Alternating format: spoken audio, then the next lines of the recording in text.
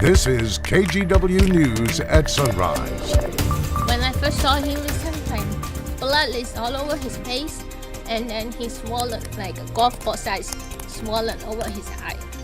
Hard to look at. That woman's father is recovering after he was randomly attacked on Portland's East Bank Esplanade. She says her dad believes it may have been racially motivated. The full story coming up in just a few minutes. Also this morning, TikTok on the chopping block. The possibility for dangerous propaganda is too immense. This is about human rights and privacy and democracy. We're going to hear more from people who say the social media platform should be banned, coming up in this morning's national headlines. And we're also taking a live look this morning from Petunia's Pies and Pastries because it is Pie Day. We're talking March 14th or 3.14. Petunia's is on Southwest 12th and Alder downtown. We'll have more live looks plus a whole segment about local Pie Day deals coming up in our 5:30 half hour. I had to remember, what the heck is 3.14? The circumference, the diameter, the but ratio. It's the ratio of the diameter to the circumference in any given circle. Like I a just pie. know that the person that said Pi Day, it's a mathematic thing. Can't we turn that into Pi Day? That person was a genius, man. Yes. there is a Pi Day in January, like an actual PIE day. Okay. But let's celebrate the occasion twice a year. Why not? Why not? Let's do that. And we're celebrating beautiful weather. Yeah, I was sharing with Chris that I'm enjoying Easy Weatherman's Day today because it doesn't take long to figure out it's just going to be sunny. He may or may not be around for the weekend. Just letting you know. He does. I feel fantastic. I've been not rushing at all. Obviously, it's dark, but it is clear up there for the most part. 36 is the number out at the airport. Remember, we're expecting a chilly start on this Thursday with some frosty areas, and already Sandy 32, Camas 32, Battleground 30, Sherwood, you're at 32, and a whole fistful of cities, including Salem and Kaiser, McMinnville and Dallas, are knocking on the door with those temperatures of 33. So you need a good coat out the door. Winds are generally light. The wind direction today will be from the east. I've got us 54 at noon. The high yesterday was 56. 62 at 5 p.m. My forecast is 64, which would, by 1 degree, if we make it, be the warmest day we've seen so far this year. Here's Chris. And a whole lot of sunshine to boot. That looks good. All right, the drive this morning, dark and early and getting busy now. I-5 from the Boone Bridge. We're looking, this is from Wilsonville Road, and you can see the traffic certainly getting a little busier through Clackamas County there. Sylvan Hill, wide open. Highway 26 looks good. I-5 through North Portland, wide open. Lots of elbow room out there. Heads up later this evening, I'm showing you SR 14 at Lisa Road because WashDOT continues with those significant repairs to the Lisa Road overpass. That'll mean a closure of SR 14 eastbound overnight tonight, 8 p.m. until as late as 6 a.m. tomorrow. Guys, they'll be back at it again next week, Monday night into Tuesday morning. All right, Chris, we're going to jump into our news headlines now for this hour, and we'll start in eastern Oregon. The Oregon Department of Health and Human Services says this 14-year-old has been missing from his foster home in LeGrand since March 4th. The agency says his name is Lawrence Kennedy. They believe he's in some type of danger, and they also believe he's either still in LeGrand or somewhere in Baker City. He's 5'3" with brown hair and blue eyes. If you see him, call 911. This morning, police are looking for the person who carried out a brutal attack on a Portland senior. It happened on the East Bank Esplanade Tuesday morning while the victim, a man in his 70s, was out fishing. KGW's Alma McCarty has more on the story. After speaking to the man's daughter, she told Alma that her dad is questioning whether this attack was completely random or if it was racially motivated. He likes fishing. He go to Gulami River by downtown on a broad walk. As weather warms, excitement grows for fishermen like Sin Min Liang. That's his usual spot. He just want to check out if the fish coming out yet in spring. So yesterday in the morning, he just went out by himself with some fishing net, whatnot. But around 9:30, his daughter, Jia, says the 73-year-old was blindsided, attacked by a stranger. This white guy, about 5'7", 5'8" figure with a blue beanie, just come up to him without saying a word. Start using, just pick up a thick, fat wood stick by the bank and start pounding on him. She says he held up his arms to protect his head, but the attacker kept hitting him, completely breaking his left arm. You see his eyes When I first saw him, it's terrifying. Blood is all over his face, and then he's swollen, like a golf ball size, swollen over his eye. Liang doesn't speak English, and his daughter said he didn't think he could call 911 on his own. So instead, he managed to get on the Max line, taking it back towards his apartment downtown, where he got help calling for an ambulance. He doesn't know why, because the man just came up without saying a word, so started an attack.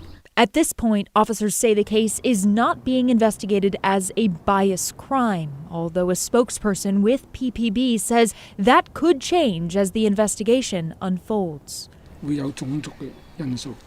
So my dad does wonder if there's racial, racism involved in this attack. He can't help but wonder. The family is still processing what happened and warning others. All the Asian community, especially the ones with senior parents, with them in town, just be careful.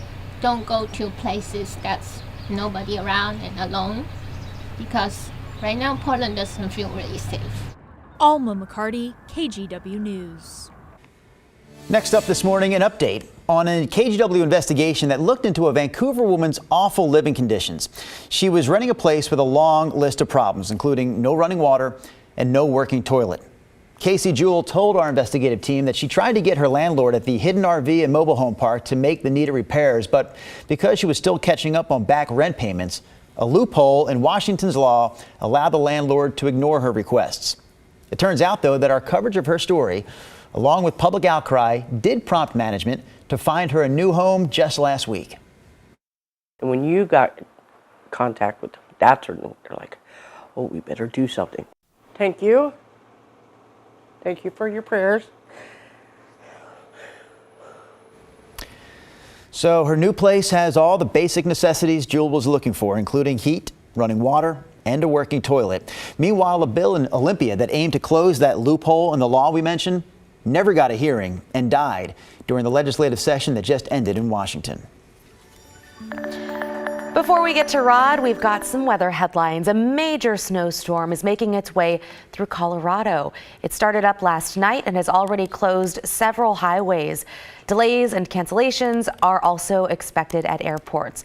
Forecasters believe the storm will last until Friday, and they're expecting maybe over a foot of snow throughout the state. And take a look at this tornado touching the ground or touching down in Kansas. You see a lot of lightning there. It happened last night during a severe weather storm. It's hard to oh, actually, you know what? I see it now. It's just a lot of gray. Yeah. The National Weather Service issued severe thunderstorm warnings for several counties in the state. Of course, they're still dealing with cleanup and all that at this point. That's a fat one, as they say. By that image, it looks like it's pretty wide, the lowering of the wall cloud. Once you see the lightning is when you can really see it. It's wild. So it looks like we are going to have to look elsewhere, Rod, for crazy weather, because around here for the next few days anyway, pretty awesome. Really nice. NWS reporting, National Weather Service reporting 3 tornadoes in Kansas. And there was something like 100 hail reports, including ping pong and golf ball size hail from Kansas into Missouri into Illinois. I saw some pictures of those big. Is this the time of year for that then? Yeah, we're in March, so this is typically kickoff weather for severe weather season. You would think, and often it ramps up all the way into the first couple weeks of May. So here we go with severe weather season in that part of the country. Now, with that said, here are the storms. There's a low in Missouri and a frontal system along here. You see the storms now moving, most of them just north of St. Louis. The strongest storms are pushing up to Chicago. Maybe some flight delays in Chicago because of these storms if you're flying out of Portland early this morning into O'Hare. Right now, NWS just has severe thunderstorm watches out for this area, no tornado watches. And just reading the information out there, it seems like for the time being, these storms have kind of settled into just good old-fashioned thunderstorms, meaning not a tornado threat. So let's hope that holds true. All right, back to our weather. We are mainly clear, not only here in Portland, but across all of Oregon and Washington, from the coast to Idaho, up to Canada, down into California. The big high yesterday was about here, so it is moving north, and it's going to eventually be pushing and centering itself inland right on top of us. for the weekend, and that warm 70-something degree sunny forecast is a thumbs up go. Here we are this morning. Now, remember this morning was supposed to be chilly, and it is. 33 in Salem, 31 in the Dalles, 36 Portland, Kelso, 34, 25 in Bend, and 25 out in John Day this morning. So frosty conditions will be scattered throughout the valley. Futurecast just shows if you are traveling, you're going to find sunshine all areas. Here is 4:30 this afternoon. Here is tomorrow at 7:30 for your Friday evening. Just clear as a bell up and down I-5 and no matter where you go. Not a lot of wind. Gord's forecast calls for easterlies today this afternoon to bounce up to about 25. Otherwise, it's a light to east wind 5 to 15. Beach temperatures today, like Portland, will hit some 60-degree marks. This shows Pacific City at 63. Going to be beautiful at the coast today, tomorrow, Saturday, and Sunday, it appears. And then up on the mountain, there's some icy spots on the highways this morning, but during the day, no problems. Government Camp 48 and Santiam and Willamette passes will be warming into the 40s in the high country as well. And here's Portland's 7-day. Haven't changed my numbers. Yesterday, it was 56 degrees. The warmest we've been so far this year, as I mentioned, was February 23rd, hit 63. I'm forecasting 64 today, 70 tomorrow, and then up into the 70s Saturday, Sunday, and Monday. Looks like we get a cool down Tuesday into Wednesday, but still in the 60s, still really nice. Tuesday evening is when spring begins, and right now a rain chance shows up Wednesday overnight into Thursday of that following week. So I'm going to start a tradition. It will be with us today through the weekend. Every time I give you the 7-day, I'm going to bow. Okay. That's my work. It looks great. I guess you want an applause. You're going to get it, Rodney. There you go, Rodney. All right, there he goes. Mission complete. Let's talk about the Olympics next up on Sunrise. We're talking about the games that kick off in Paris this July. But before we can play the games, we have to get the torch there. We're going to break down the torch trail straight ahead.